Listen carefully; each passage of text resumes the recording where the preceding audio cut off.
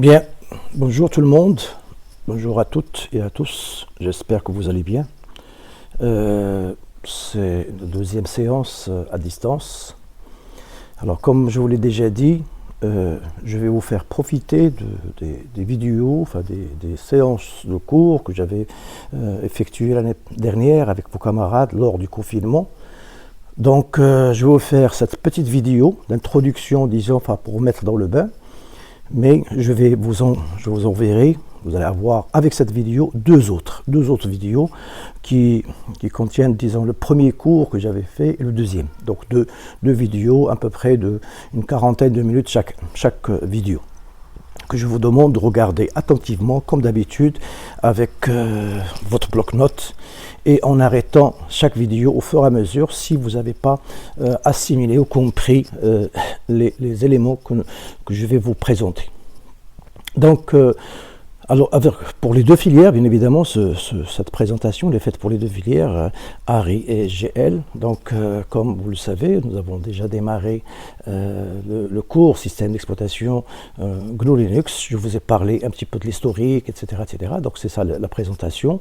Avec GL, je suis un peu en avance relativement. Et avec ARI, nous sommes en retard parce que avec GL, je fais deux séances présentielles par semaine, donc que je vais voir avec de telle sorte que on avance parce que l'emploi le permet. Mais vous en faites pas, le cours sera le même pour les deux filières. Donc voilà les slides que je vous ai présentés. Donc je vous les passe très rapidement, c'est-à-dire un petit peu les choses, le programme qu'on va traiter, etc. J'ai rappelé le système d'exploitation, sa structure, etc. Comment il est fait, le matériel, le BIOS, etc. Donc là, j'ai traité avec tout le monde, presque pareil. Ensuite, j'ai attaqué avec les deux filières l'historique du système d'exploitation en général. Et depuis le démarrage, c'est-à-dire on a vu les différentes générations de machines et d'ordinateurs, puisque au début il n'y avait pas de système d'exploitation, qu'après la fin de la première génération qu'on a eu des systèmes d'exploitation proprement dits, qui respectent, disons, les règles et les normes. Donc voilà, si vous voulez, ces slides que nous avons vus ensemble. Donc je passe et je vais, pour vous préparer par rapport à la vidéo que vous allez regarder, par rapport aux deux vidéos que vous allez regarder, je vais vous faire une consigne dans cette vidéo-là, c'est-à-dire ce qu'il faut faire, quelles sont les choses qu'il faut préparer. Donc je vous conseille d'abord de commencer à mettre en place un système GNU Linux sur votre machine, votre PC, pour que vous puissiez faire des travaux pratiques.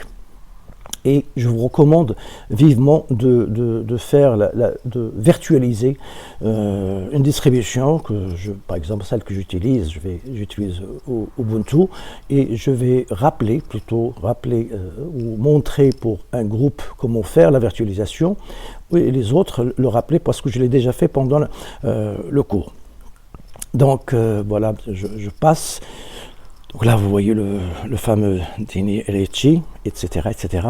Donc je passe, je vais aller, puisque vous avez ce support que j'utilise, je l'ai déjà envoyé, et vous pouvez le suivre en même temps que sur votre PC. Donc je vais...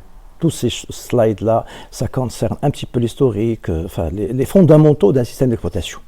Donc, et la vidéo que vous allez recevoir, que vous allez regarder après celle-là, démarre au slide 76, à partir de celle-là.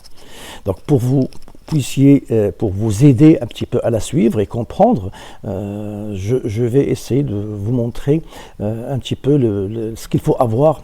D'abord votre PC, donc je vais parler de cette chose de virtualisation, et je vais parler de quelques notions, quelque chose de fondamental qu'il faut vous l'expliquer, ou peut-être pour certains je vais faire une répétition, c'est pas grave.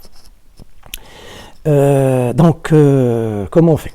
Donc je vais arrêter cette chose-là et je vais aller à la virtualisation. Alors, avant de commencer la virtualisation, donc la version que je rappelle, hein, la version qui est installée sur mon PC, un PC qui est chez moi, donc comme je l'ai déjà dit la dernière fois, c'est un petit PC que j'ai acheté sur lequel j'ai installé. Je n'ai pas virtualisé. Ici, je ne virtualise pas. Au contraire, je vais prendre ce PC-là et même je vais virtualiser dedans. Donc ce PC sur lequel j'ai installé Ubuntu, donc il n'y a pas de Windows. Et voilà, donc pour vous donner un petit peu de quoi s'agit-il, je vais à cette barre des tâches qui contient ce lanceur, si vous voulez, rapide, et je vais lancer moniteur. Comme ça, vous allez avoir une idée sur l'environnement sur lequel je travaille. Donc voilà, moniteur, voilà, il est là, moniteur de système. Vous l'écrivez ici, ça permet d'exécuter, d'avoir moniteur. Donc moi je l'ai ici, donc je l'exécute. Si vous voulez, c'est le gestionnaire de tâches. Et ça permet également d'avoir des informations sur la machine sur laquelle je travaille. Donc ici, c'est les process sur lesquels je travaille. Donc là, vous avez 3 onglets, les process qui tournent, c'est-à-dire les programmes avec leur environnement. Et ici, les ressources. Donc là, c'est la CPU, ici, c'est la mémoire. Et ici, c'est le côté réseau. Donc j'ai 3 graphes qui permettent de visualiser un petit peu les ressources que j'ai dans ma machine, donc depuis le processeur, c'est-à-dire la chose qui calcule, et la mémoire centrale, la RAM, et bien sûr le côté réseau. Ensuite, j'ai des informations relatives au système. Système que j'utilise, système de fichiers, c'est-à-dire les différentes partitions que j'ai dans la chose. Donc là, je vais, alors, une seconde ici, à propos, donc c'est le moniteur, voilà l'application que j'utilise pour ça, c'est-à-dire le moniteur, de quelle version j'ai, etc. Une seconde, je ferme cette chose-là, et je vais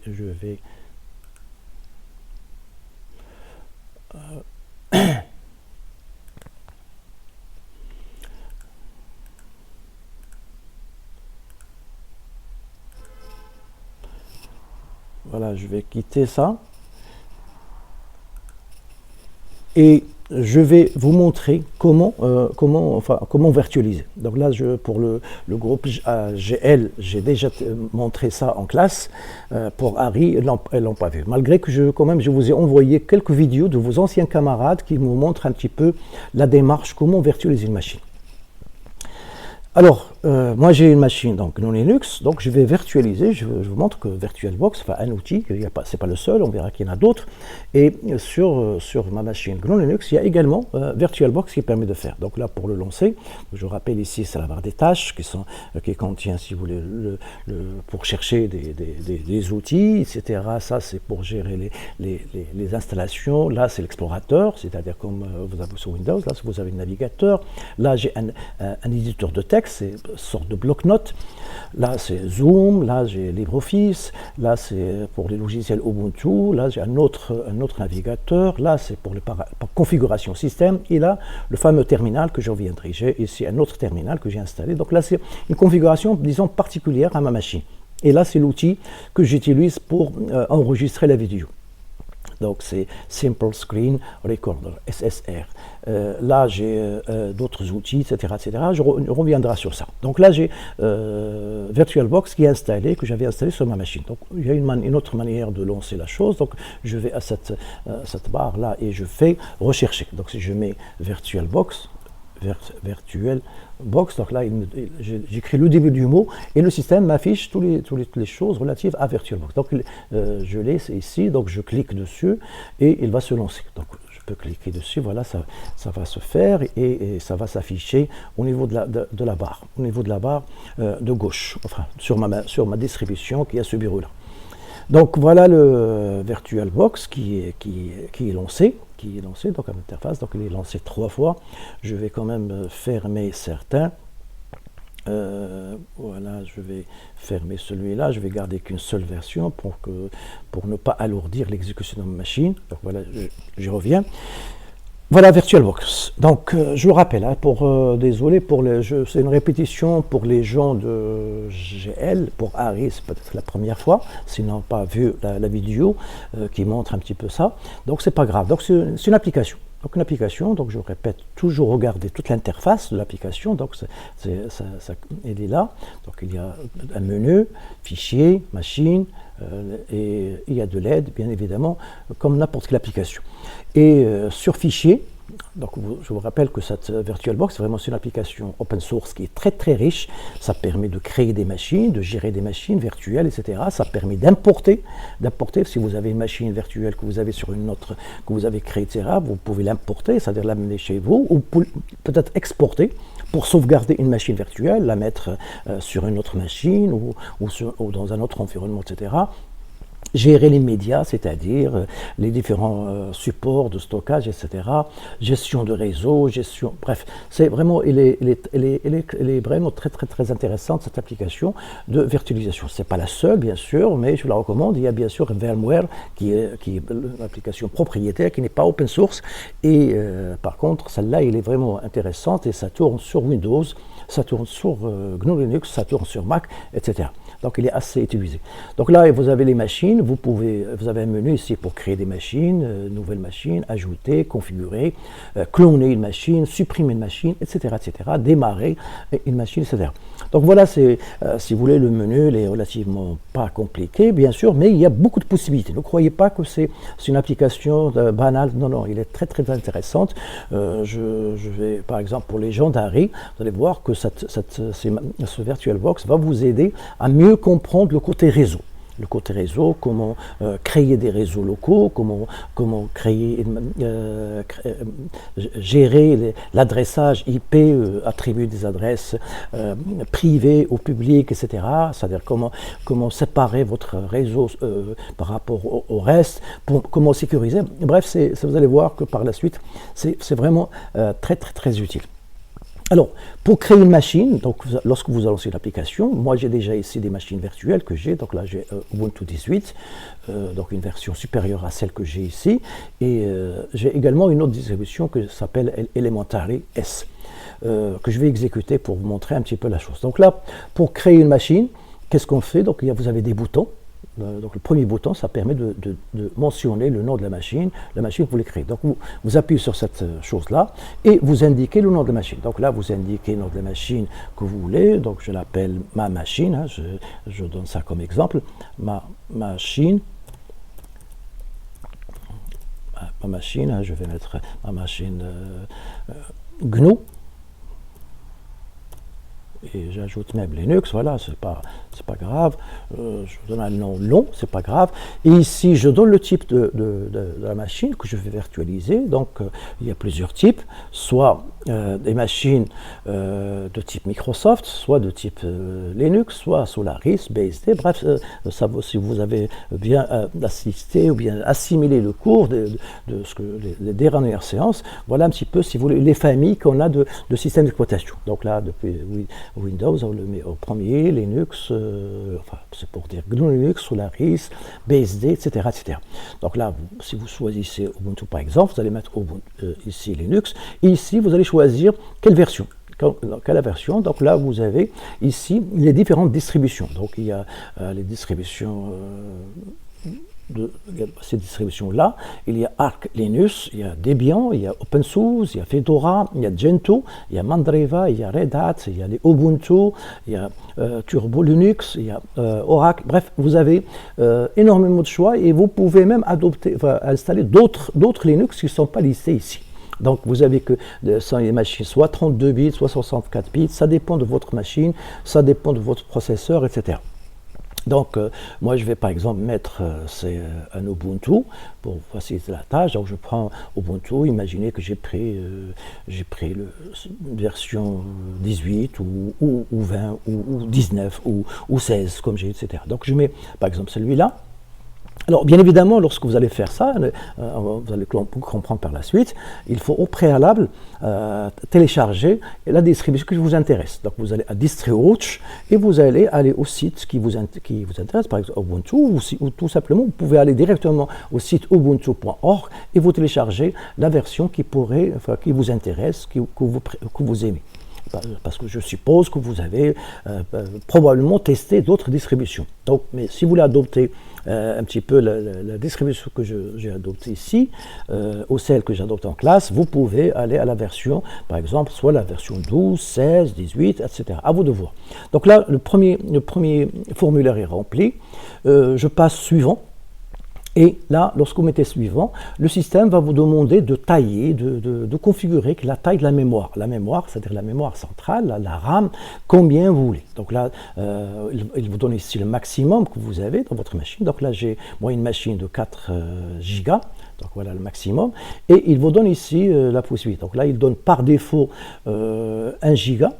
Donc, je pourrais éventuellement la modifier jusqu'à cette limite-là. Donc, éviter, par exemple, de dépasser cette limite rouge, parce que sinon, le système d'exploitation qui tourne, c'est-à-dire celui qui fait tourner la machine, le matériel, aura des difficultés pour justement laisser trop de mémoire au système invite. Donc, il est préférable de choisir une mémoire, disons, inférieure jusqu'à cette limite verte, hein, si vous la voyez.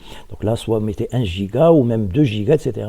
Vous avez le choix. Donc moi, je vais garder ça comme ça, et on passe. Donc il n'y a pas de choses à faire. Je vais suivant. Et on vient ici à la chose, c'est-à-dire une machine virtuelle, et elle aura besoin d'un disque. Enfin, ou plutôt, il a besoin d'un disque dur pour pouvoir démarrer le système, etc., comme votre machine. C'est-à-dire que c'est comme si j'ai une autre machine, à part la machine ici, sauf qu'on l'appelle virtuelle. Donc, vous avez à choisir quel type où est le disque. Donc, soit ne pas ajouter de disque virtuel, donc le premier choix, soit vous allez créer un disque virtuel, c'est-à-dire que la machine virtuelle aura son propre disque virtuel, donc vous pouvez le créer, soit utiliser un fichier de disque virtuel qui existe. Donc, selon vos choix, etc. Donc là, si vous n'avez pas de disque virtuel, vous ne l'avez pas téléchargé, vous ne l'avez pas sur votre machine, donc il est préférable de dire, vous allez créer un disque virtuel pour pouvoir mettre le système d'exploitation. Autrement dit, ce disque virtuel, ça sera un fichier que vous allez demander à votre Windows, si vous installez votre machine virtuelle sur Windows. Donc, c'est-à-dire, c'est un gros fichier, comme on va voir, juste après, qui va être pris de votre disque réel, et vous allez demander ça à Windows de le mettre à la disposition de votre machine virtuelle. Donc je vais faire ça, donc je laisse créer un disque virtuel, donc créer, et ce disque virtuel, vous avez le choix. C'est-à-dire il y a plusieurs types. Il y a un type de VDI, c'est-à-dire c'est des images disques virtuelles de VirtualBox, un format de fichier qu'on appelle VDI. Donc vous laissez par défaut si vous avez que ça. Sinon, vous avez d'autres formats qui s'adaptent à d'autres types de machines virtuelles telles que VMware ou autres.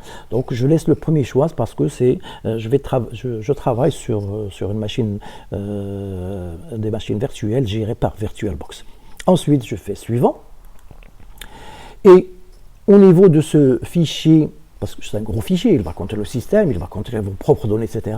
Vous avez la possibilité, vous avez le choix pour fixer la taille, c'est-à-dire la taille de ce fichier-là. Soit vous dites, je vais allouer dynamiquement l'espace, ou je vais demander une taille fixe.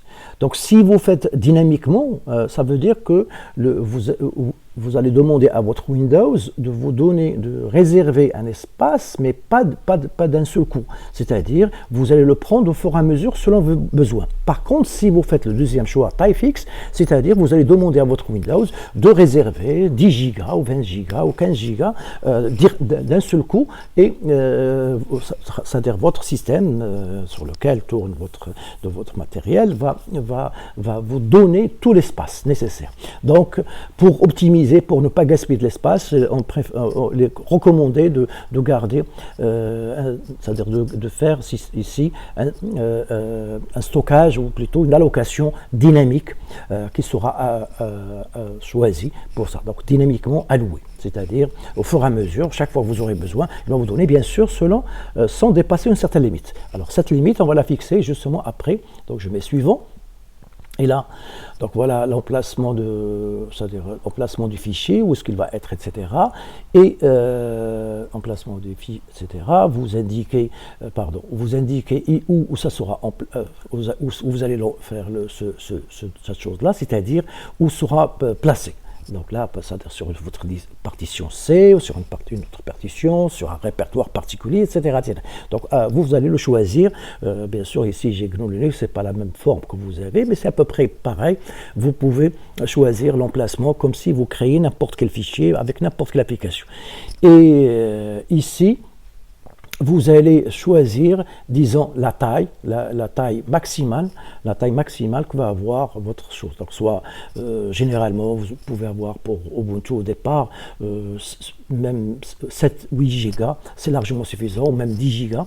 Donc, dynamiquement, il ne va pas donner tous les 10 Go, il va vous donner la chose dont vous avez besoin, c'est-à-dire parfois, même pas 1 Go, ou même moins, c'est-à-dire, ça dépend de la distribution que vous allez installer, ça dépend des outils, des applications que vous allez installer, etc. etc. Donc, et après, vous allez cliquer ici et le système va lancer la création de votre machine virtuelle, etc. Donc, moi, je vais le faire, si vous voulez, comme ça, je vais continuer pour faciliter la tâche. Donc, je vais prendre 10 Go, c'est largement suffisant, le maximum, c'est 2 Tera. Donc, je crée. Et voilà. Donc, ma machine ici, ma machine GNU Linux, c'est-à-dire une machine virtuelle que j'ai créée. Donc là, si vous voulez, c'est le matériel, le canevas, etc. Mais une machine, comme on l'a dit, c'est-à-dire je la démarre, je vais prendre cette machine-là et je clique sur le bouton démarrer cette machine-là, je démarre, qu'est-ce qu'il va, vous allez voir, et ça vous rappelle un petit peu le cours que nous avons déjà traité. Donc dès que je mets démarrer, regardez ici, choisissez le disque de démarrage, c'est-à-dire parce que cette machine, c'est comme si j'achète une machine vierge. Vous achetez une machine dans un magasin où il n'y a rien. Malheureusement, au Maroc, on ne vous donne pas ce genre de choses. On vous donne toujours une machine avec un système d'exploitation, mais bref, qu'est-ce que vous voulez. Mais normalement, c'est votre droit d'acheter du matériel uniquement sans système. Donc là, lorsque je l'ai lancé, qu'est-ce que le système me dit? Il me dit où est-ce que se trouve le système. Donc là, c'est-à-dire, par exemple, lecteur hôte, donc il cherche, il me demande est-ce que je vais utiliser un lecteur DVD ou un lecteur CD, etc. Et il m'indique donner où est-ce qu'il est. Donc là, je peux avoir une sorte de DVD virtuel que je pourrais choisir ici pour pouvoir démarrer mon système. Donc là, il est en train de créer je ne sais pas quoi, j'arrête. Donc là, il ne peut pas démarrer puisque je n'ai pas indiqué le système. Donc un matériel sans système ne peut pas démarrer. Donc qu'est-ce qu'on va faire ? Pour pouvoir faire tourner notre machine convenablement, eh bien on doit indiquer, donc dans la configuration, on doit configurer cette machine-là pour indiquer l'emplacement du système d'exploitation que je vais utiliser pour ma machine virtuelle. C'est-à-dire, puisque cette machine-là que j'ai appelée ma machine GNU Linux, eh bien, je vais lui indiquer l'emplacement, c'est-à-dire où se trouve le système d'exploitation.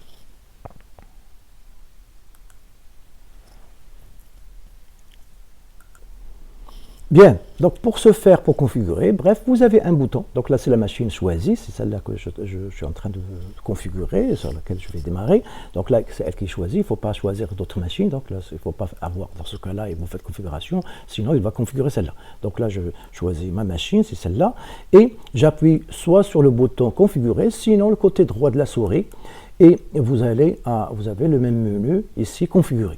Configurer, c'est-à-dire vous allez donner un certain nombre de paramètres, disons, que vous allez choisir pour pouvoir démarrer votre machine convenablement en fonction de vos choix et en fonction de la distribution, en fonction du système choisi, etc. Vous pouvez éventuellement même virtualiser un autre Windows. Vous avez Windows 10 et vous voulez avoir virtualisé une machine Windows 7 ou Windows 8 ou autre, ou macOS, etc. ou n'importe quelle distribution Linux. Je sais, sur le site DistroWatch, vous avez une panoplie de distribution GNU Linux, c'est-à-dire des systèmes libres ou open source et des systèmes d'exploitation que vous pouvez utiliser. Donc là, vous avez un ensemble de choses pour la configuration. Donc vous avez général, système, l'affichage, le stockage, le son, le réseau, le port série, l'USB. C'est comme si vous allez chez un magasin et vous voulez acheter une machine. Donc là, vous allez configurer, c'est-à-dire vous avez des choses que vous allez choisir, etc. Donc général, ça indique le nom de la machine. Avancé, vous avez ici des choses sur le presse-papier, etc. pour les copies-coller, etc. Vous avez ici description, vous pouvez donner une description. Vous pouvez également avoir le chiffrement de disque, pour avoir crypté les informations de votre disque, comme sur une machine réelle. Ensuite, vous avez un autre menu, système. Donc système, c'est-à-dire la carte mère, vous pouvez choisir la RAM, la modification de la RAM que nous avons donnée. Donc là, on a donné 1 giga, vous pouvez la modifier également ici. Vous pouvez choisir également le nombre de processeurs, si vous avez d'autres processeurs ou des cœurs, etc.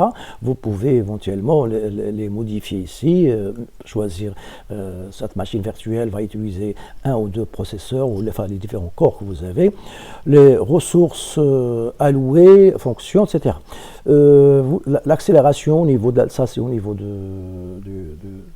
l'interface pour accélérer le côté accélérateur des interfaces de VirtualBox, etc. Ensuite, vous avez l'affichage. L'affichage, donc tout ce qui concerne l'écran. Vous pouvez avoir de la mémoire vidéo pour l'augmenter jusqu'à 128 mégas en fonction de votre matériel, bien sûr. Ou le nombre d'écrans. Vous pouvez également choisir si vous avez plusieurs écrans. Bref. Donc il y a plein de choses sur la chose. Vous pouvez également avoir un bureau à distance, capture de vidéo, etc. Le stockage, là c'est le point sur lequel ce qui nous intéresse, c'est-à-dire le stockage, c'est là où j'aurai le système d'exploitation. Et là, par conséquent, puisque je n'ai pas de système d'exploitation, donc le lecteur, même CD ou DVD, il est vide, donc je pourrais le choisir. Et ici, je pourrais indiquer l'emplacement. Donc là, je vais choisir où se trouve le système d'exploitation, c'est-à-dire indiquer l'emplacement où se trouve le système d'exploitation que ma machine virtuelle va utiliser pour démarrer. Donc là, vous allez ici, donc je répète, ici c'est le sort de votre CD ou DVD. Donc vous choisissez l'emplacement. Là, donc l'ordinateur. Voilà, ici par exemple, moi j'ai ici dans un répertoire téléchargement, je pourrais ici cliquer sur téléchargement et chercher l'emplacement de mon système. Donc là, voilà, par exemple, j'ai un système ici Windows 7.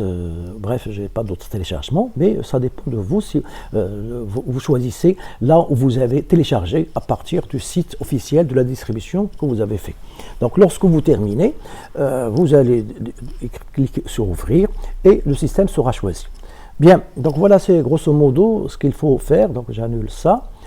Et après, lorsque vous faites un OK, et vous démarrez. Donc là, lorsque vous allez démarrer, bien évidemment, il va utiliser votre lecteur CD virtuel ou DVD, et il va démarrer à partir de cette distribution que vous avez, téléchargée. Sinon, vous pouvez avoir ici d'autres moyens pour choisir, là, ou avoir un live CD, etc.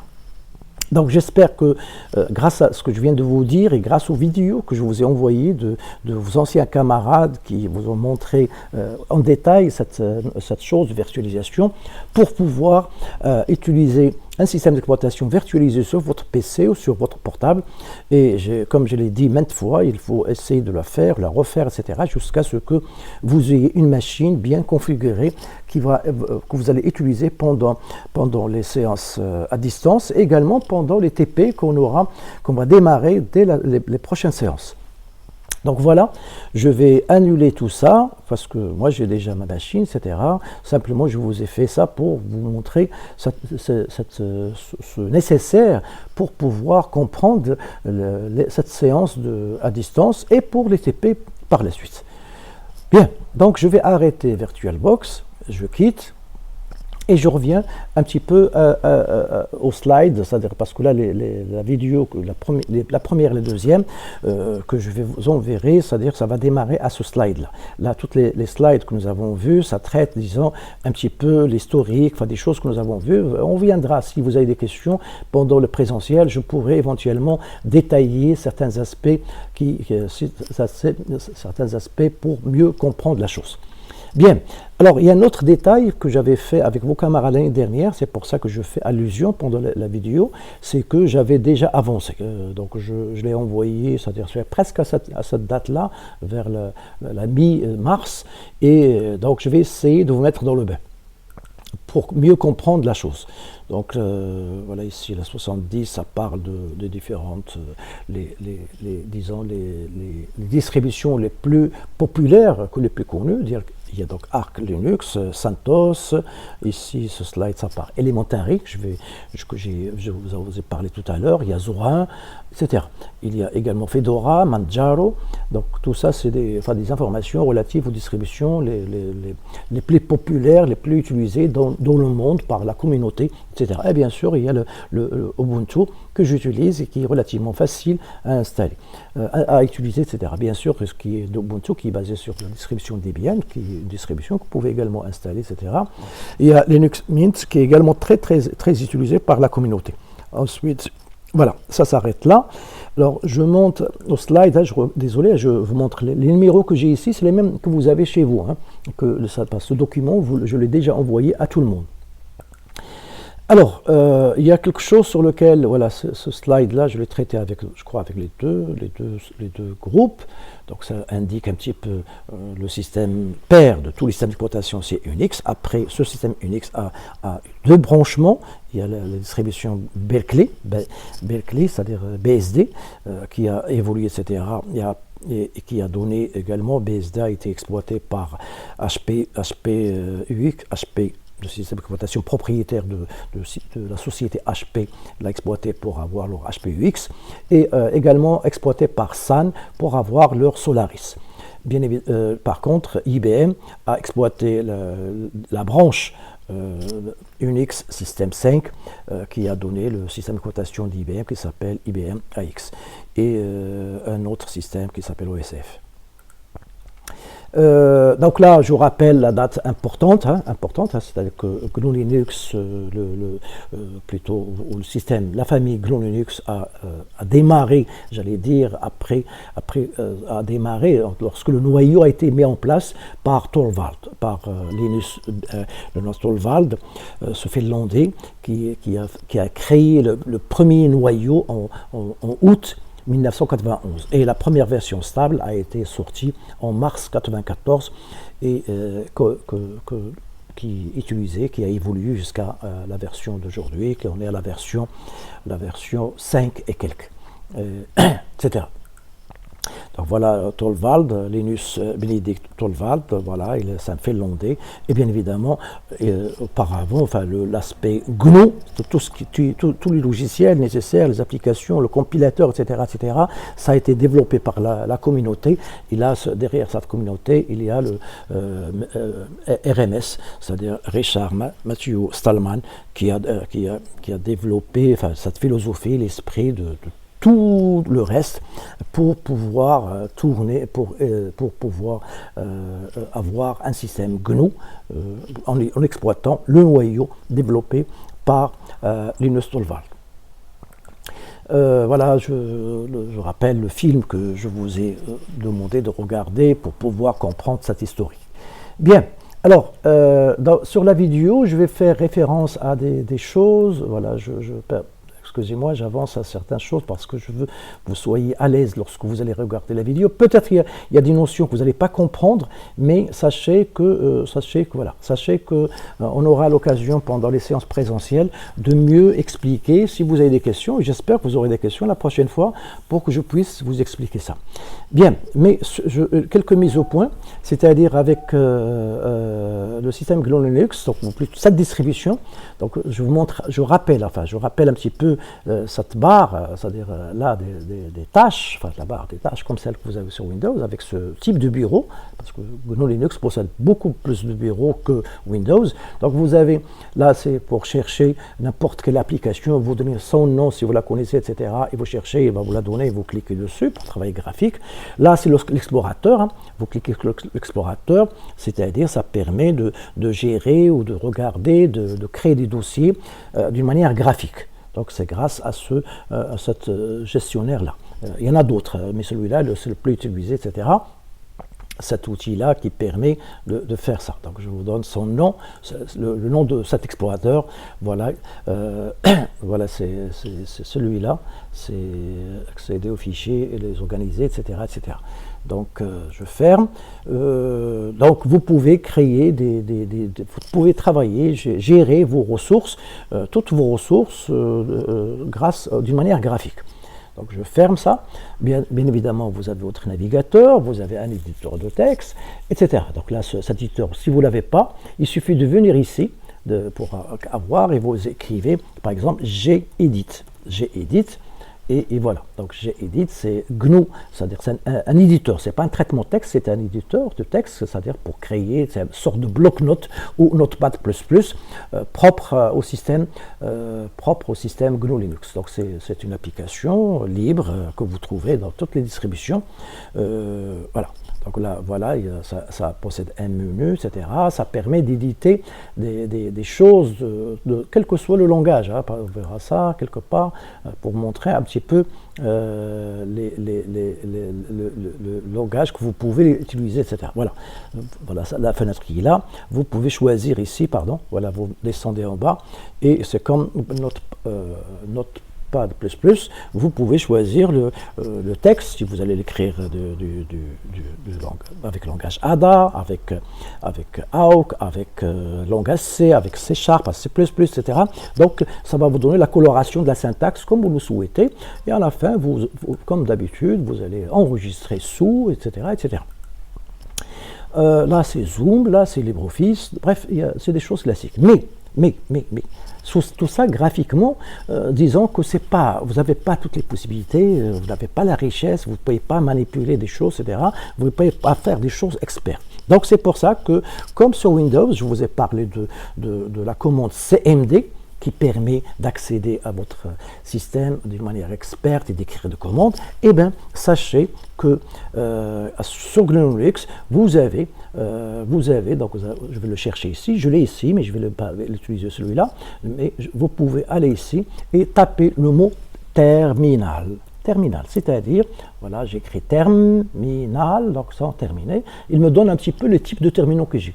Donc vous avez généralement celui-là, terminal, cette application-là, qui permet d'avoir un terminal qui est devant vous, donc je vais le positionner comme il faut. Je peux le configurer très facilement, mieux que CMD. Hein. Vous pouvez zoomer, enfin voilà, je prends l'affichage, vous pouvez zoomer, l'agrandir, etc., etc. Donc il est vraiment agréable et c'est un terminal qui est très très intéressant et que vous pouvez configurer comme vous voulez. Vous pouvez l'agrandir, hein, voilà, avec la souris, comme vous pouvez le configurer au niveau ici, avec les préférences. Les préférences, à vous de choisir. Enfin, j'en parle dans la vidéo, hein, dans certaines vidéos, je vous montrerai un petit peu comment configurer tout ça. Très bien. Alors, pourquoi avoir terminal? C'est-à-dire, comme je l'ai dit pour Windows, avec le terminal, c'est-à-dire le CMD, puisque on l'a vu déjà, là, vous avez accès à toutes les choses que vous ne pouvez pas avoir avec la souris, avec le côté graphique. Le terminal, ça permet d'écrire des commandes, disons, expertes et d'utiliser le langage système, c'est-à-dire le fameux shell qu'on va voir par la suite, pour pouvoir faire des choses, pour faire tout ce que vous voulez, développer, écrire, configurer, créer, modifier, supprimer, bref, toutes sortes de ressources, et même configurer votre système, installer des logiciels, etc. Donc tout ça, on va le faire grâce à ce terminal-là, parce que c'est beaucoup plus riche qu'avec, malheureusement, avec les moyens de la souris. c'est vrai, on peut faire des choses, mais pas des choses vraiment expertes pour mieux maîtriser. Là, par exemple, je peux configurer ma machine grâce à cet outil-là, Paramètres-Système, c'est-à-dire c'est le sort pour configurer. Donc, je clique dessus. J'aurai, comme le configurateur pas notre configuration de Windows, mais c'est pas ça, hein, parce que parfois on aura besoin de certains paramètres, certaines choses qui ne sont pas prévues par ces applications graphiques. Donc c'est pour ça que le cours, enfin tout ce que on va étudier par la suite, on va utiliser ce fameux terminal qui va nous aider, donc je peux l'agrandir, ce fameux terminal, pour pouvoir faire des choses plus intéressantes et même programmer avec. Vous allez apprendre plusieurs langages de programmation, de shell, des programmes très très utiles pour vous, soit en tant qu'administrateur réseau et système, soit en tant que développeur, vous allez utiliser ça. Alors, pour démarrer, pour faciliter la tâche, je vais m'arrêter presque, il me reste quelques minutes pour vous mettre dans le bain. Pour démarrer la chose, et pour mieux comprendre les vidéos qui vont venir, parce que vous allez avoir 2 vidéos qui seront jointes dans le mail d'aujourd'hui, je parle de ce terminal. Donc, lorsque vous avez ce terminal, donc vous avez le prompt qui indique ici le nom d'utilisateur. Le nom d'utilisateur, voilà, vous le trouvez ici, vous le trouvez également là, et vous le trouvez également lorsque vous appuyez sur ça. Donc là, c'est l'utilisateur qui est connecté. Donc sachez que le système GNU Linux, pour se connecter, comme pour Windows d'ailleurs, pour se connecter, il faut donner un login. Donc là, j'ai plusieurs logins, donc j'ai celui-là, mais celui qui est actif, c'est Zanan. Donc là, c'est celui-là qui est actif, donc c'est pour ça que dans le prompt, j'ai ça. Et après, j'ai un arrobas, et ici, j'ai quelques Zanan-le nouveau, c'est-à-dire le nom de la machine. Moi, j'ai donné, lorsque j'ai installé ma machine, etc., je lui ai donné ce nom-là. Donc ça, c'est le nom de la machine. Ensuite, vous avez 2 points, et vous avez ici un tilde qui indique, vous allez voir, c'est le répertoire où je me trouve. Donc là, je trouve sur un répertoire particulier. Donc pour l'afficher, j'utilise une commande pwd qui m'indique le répertoire où je me trouve. Donc je me retrouve dans un répertoire qui s'appelle Zanan, relatif à cet utilisateur, et celui-là se trouve dans le répertoire Home. Et tout ça se trouve sur la racine. Donc là, voilà, je vais montrer ça d'une manière graphique. Je clique ici, et si vous voulez, voilà, je vais aller là, ordinateur. Autrement dit, la racine, voilà, regardez le slash en haut, et dans cette racine-là, voilà, j'ai les répertoires. Donc là, j'ai traité avec GL, je crois, j'ai traité un petit peu la structure, je traiterai ça également avec les légendes array, mais ne vous en faites pas, si vous regardez la vidéo, vous allez comprendre, même en avance, vous allez voir tout ça. Donc il y a un certain nombre de répertoires standards, il y a le répertoire Home, voilà, dans lequel il y a c'est celui-là, il y a le répertoire Bin, il y a Boot, etc. On verra ça en détail, mais il y aura des vidéos, plein de vidéos qui vont pour vous expliquer tout ça. Très bien, donc je m'arrête là côté graphique, donc je me retrouve sur un répertoire personnel qui est ça. Et si je mets la commande ls qui permet d'afficher les fichiers qui se trouvent dans le répertoire où je suis, je mets tout simplement ls. Donc voilà les fichiers que j'ai. Donc là sur ma machine, j'ai tous ces fichiers-là, ls, c'est une commande. Donc qu'est-ce que je viens de faire? J'ai utilisé la commande pwd, j'ai utilisé la commande ls, c'est comme cmd, donc là c'est des commandes, c'est-à-dire des choses comprises par le système qu'il comprend. Alors, simplement pour terminer, je vais vous dire que toutes les commandes, que ce soit sur Windows, que ce soit sur GNU Linux, que ce soit sur presque n'importe quel système, toutes les commandes, ils s'écrivent de la manière suivante. Vous donnez un verbe, par exemple pwd, vous donnez ls, vous donnez date, vous donnez etc. etc. Donc, vous donnez le nom de la commande et vous donnez les options. Des options et éventuellement des arguments. C'est comme ça. Donc, il y a chaque commande que vous allez taper sur le terminal, que ce soit sur Windows, que ce soit sur PowerShell, que ce soit sur Shell, etc., etc.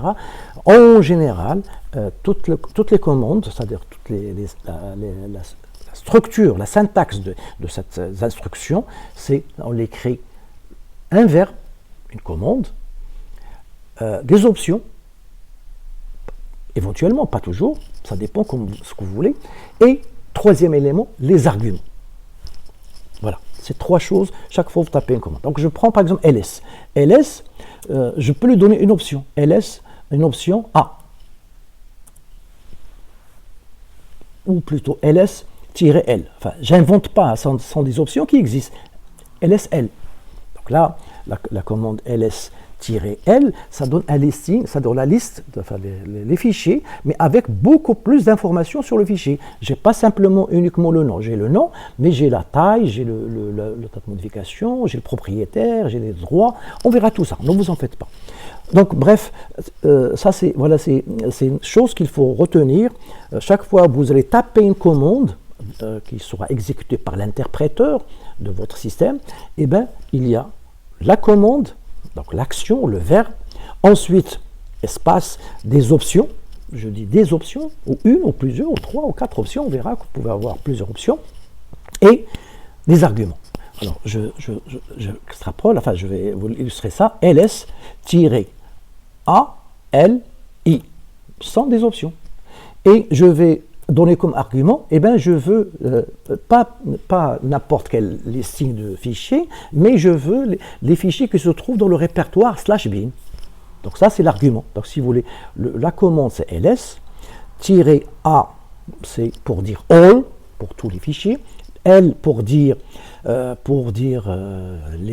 liste détaillée, etc. Donc il y a des options qu'on va indiquer, on va voir ça en détail, etc. Et justement, la vidéo, on parle de ça. Et l'argument, c'est-à-dire, je veux la liste des fichiers qui est relative à ça. Et je peux même ajouter un autre argument, c'est-à-dire également les fichiers qui se trouvent ici. Et si je l'exécute, voilà, ça me donne, qu'est-ce qu'il me donne ici? La liste des fichiers qui se trouvent sur /dev et sur /bin. Donc là, vous allez comprendre pourquoi je parle de ça. Voilà, /dev, la liste, et là, /bin. Donc voilà ce qu'il faut retenir, c'est un préalable, enfin des choses nécessaires pour que vous puissiez comprendre les vidéos, et même par la suite, ne vous en faites pas, n'ayez pas peur, vous pouvez arrêter la vidéo, et dans tous les cas, on va voir toutes ces choses-là en détail, hein, les moindres détails, on va voir pourquoi ce fichier il est là, et l'autre à côté, cette date, pourquoi il est comme ça, cette taille ici, cette colonne, qu'est-ce que ça veut dire, cette colonne, bref, on va détailler vraiment tout. Tout doit être compris par tout le monde. Bien évidemment, ça suppose que vous passez à la pratique au fur et à mesure. Vous allez, c'est pour ça que je vous ai parlé dans cette vidéo, qui devient un peu longue, pour que vous puissiez virtualiser une machine de telle sorte que vous puissiez également avoir cet environnement comme je l'ai utilisé, etc. Voilà, sur ce, je vais vous dire au revoir. Donc, je récapitule. Vous avez cette vidéo-là, c'est destiné à vous, Harry GL 2021, et que je vais exploiter, que vous allez recevoir 2 autres vidéos que j'ai faites avec vos camarades l'année dernière lors du confinement. Là, l'année dernière, il n'y avait pas de cours présentiel. Bref, on était obligés. Donc là, vous avez la chance d'avoir et des présentiels et à distance. Mais je me suis dit que ce serait intéressant que vous profitez un petit peu de ces vidéos, parce que les vidéos, vous pouvez les regarder, et vous pouvez les regarder à tête reposée avec des notes, et chacun peut travailler à son rythme. Voilà, sur ce, je vous dis au revoir et à la prochaine.